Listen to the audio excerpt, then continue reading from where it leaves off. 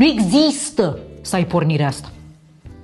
Noi facem bradul împreună, noi doi, pentru și la sfârșit el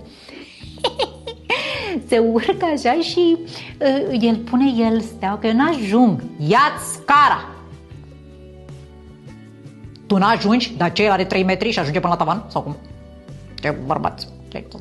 Eu n-ajung și se întinde el și pune steaua. Nu are cum nici el întins, cu mâinile întinse, pe vârfuri, n-are cum să ajungă să pună steaua pe brad, decât dacă bradul e până la buric. Nu există să ajungi. Cum ajungi la 2,20 metri cu mâna întinsă? Hai să facem o probă. Nu există asta. Nu. El este obligat să facă bradul. Dacă nu este femeie și nu este fătălău, el este obligat de tine să facă bradul și să faceți și poze. Facem și poze. Ne punem, avem un pulover amândoi cu Crăciun și cu la micu i-am luat. La fel i-am găsit. Nu i-am găsit la micu. Când nu-i găsim, îi face maică mea, că știe să croșeteze și avem toți cu ren. Toți și ne îmbrăcăm și facem poză. Toți cu pulover. La fel.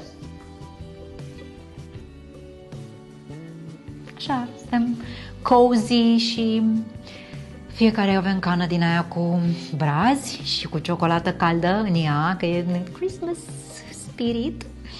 Și suntem așa de sculți toți, mai răciți de la gresie, când faceți poza de Crăciun, că ți-ești de la gresie.